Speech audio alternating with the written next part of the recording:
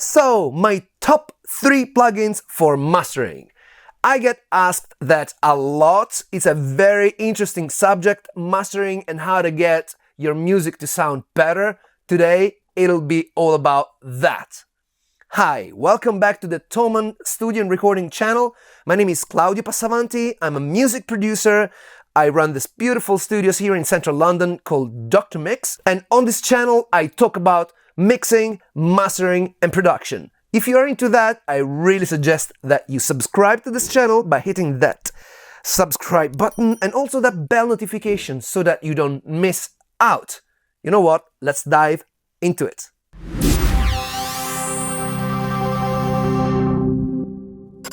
So, as you can imagine, here at Dr. Mix, we do a lot of mastering. This is a process that we have developed and refined over the course of several years. So, I've kind of learned what are the typical things that I need to improve somebody's track, and it boils down to just improving every aspect of it, and I tend to use a handful of plugins. I also like analog gear, obviously. But these plugins are the ones that I keep on using over and over again. Let's get through them. So the track that we're using today is this one that we have produced for one of the Dr. Mix videos, right? Very smooth, very chilled. And the first plugin that I'm going to demonstrate is the Multiband Envelope Shaper by Steinberg. There are quite a few VST plugins out there for envelope shaping. I keep on going back to this because it's in the box, it works, it just gets the job done. Let me show you what it does, yeah? Turn it on. Yeah? Well, of course I'm using it a little bit too much now, but this gives you an idea of how it enhances the transients. Let's go to this band. Can you hear that? Of course, that's too much. Let's listen to the third band. Yeah. This is even higher and we can hardly hear it at all. So what I tend to do is I probably push it like 1.5 dB per band. You know, this can vary a little bit.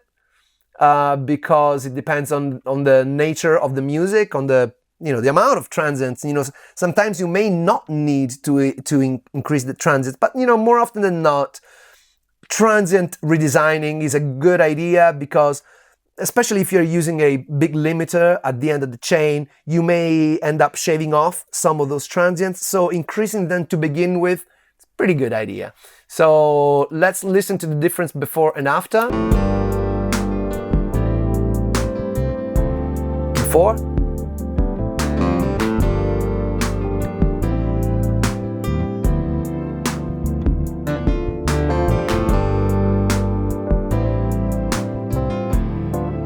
See, it just makes those transients a bit richer and it allows me to compress without fearing too much because now our transient information is there, you can hear it correctly, and it punches through, and that's what we want. So let's get the second plugin, which is BX. Now, BX Digital is from Plugin Alliance, and this is probably my secret weapon when it comes to mastering because you get a ton of control. Firstly, this is a mono stereo equalizer, which means on this side we have all the stereo information, on this side we have all of the mono information. This is very, very useful because we can really divide and conquer, right? So let's listen to the stereo portion of the music, yeah? It's interesting, right? This tells us that the piano is stereo, that the pad is stereo, that there is a little bit of side chain, You see how interesting this is, because it tells you exactly what's on the stereo like this. So what I tend to do is, firstly, I filter it just like this.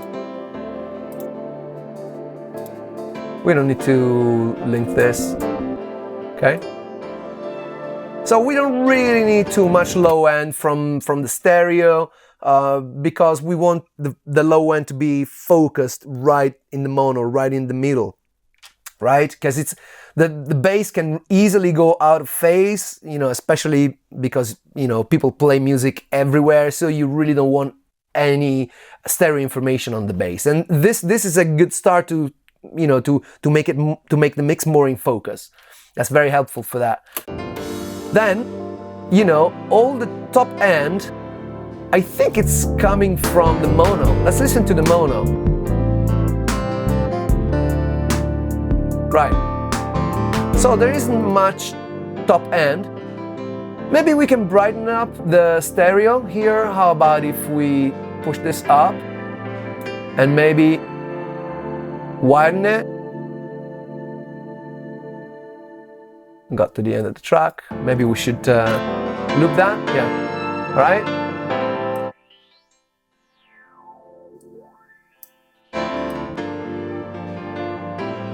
Yeah, the stereo just a bit brighter, yeah? Another trick that I do is I push the width of the mix. This one, check out. See what it does? Completely mono, completely stereo. So I tend to push it up by, you know, 1/10%. It just gives you a little bit more separation between mono and stereo, and it makes the mix a bit wider, you know, larger than life. And that's a trick that I keep on going back to.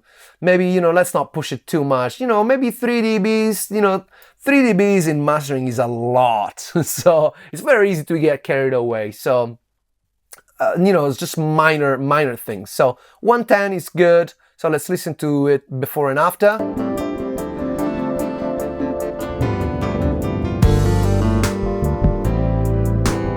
See? It's like it opens up.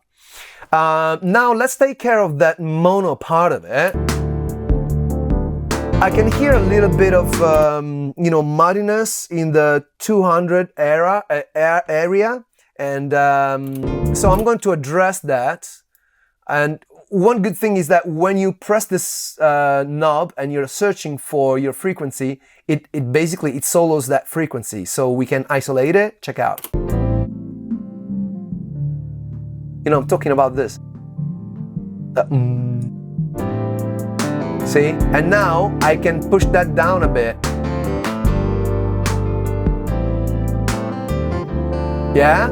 Makes it a little bit cleaner in that area. Maybe I can go a little bit narrower. You see, this is the how much I'm catching of that frequency, you know, how wide I'm going.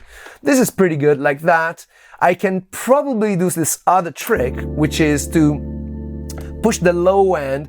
I usually go somewhere in between 50. I really suggest headphones at this point. Let me go to somewhere where I can find a kick drum. There you go. Okay. See?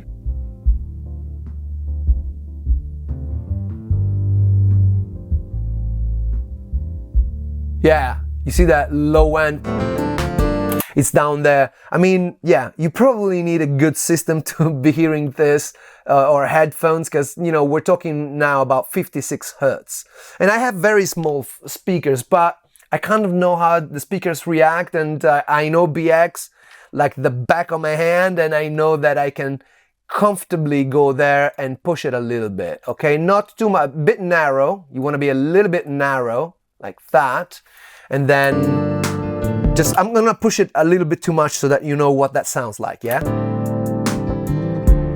See? So just a touch, you know, like 2-3 dBs is fine. And then another thing that I tend to do is I take the mids, yeah, and I push them to the front, because when you push the mids to the front, like anything between 1K and 2K, you get this sort of presence, you know. Again, gentle, don't go nuts with it. See what I mean? Gives you that presence, that yeah? Right? So maybe just a little bit, and then finally a little bit of top end. See? That hi-hat comes out. Maybe a bit of brilliance there. So then you remove the solo, and you got the full mix. Check out. Without it, with it.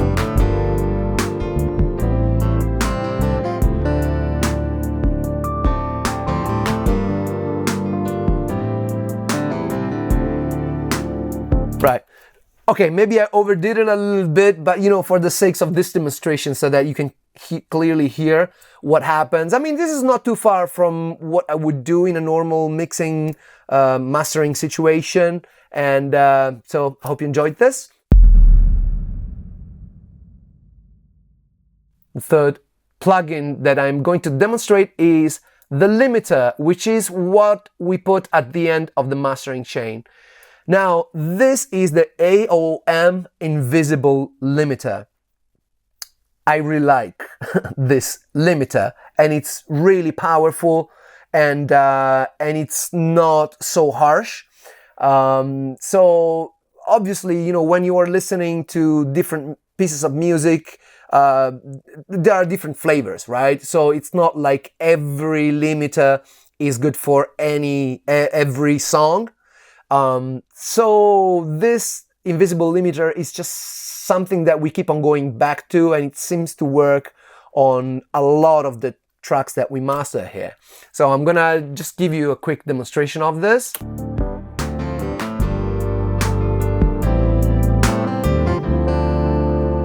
All right.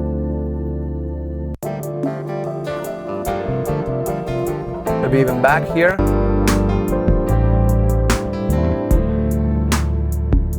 So this is simply the amount of, you know, how much compression and, you know, how much loudness we're giving this effectively. See? I think that when you see this much reduction, I think you are completely too loud, especially on a soft song like this. So I tend to just kiss the needle, right? So check out, you know, just a little bit of compression there.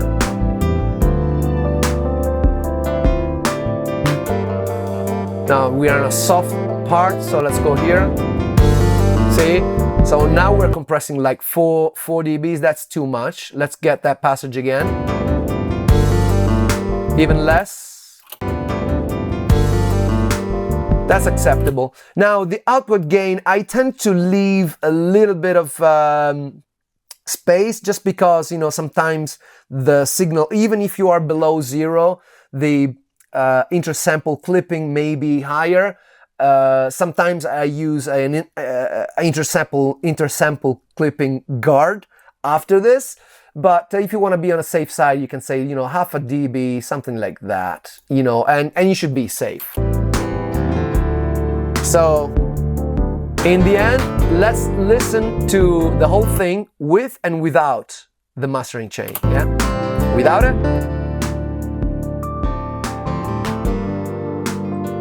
with it.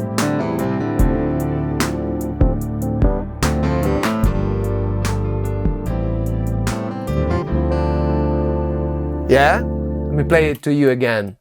Maybe from this bit here. Yeah? Okay.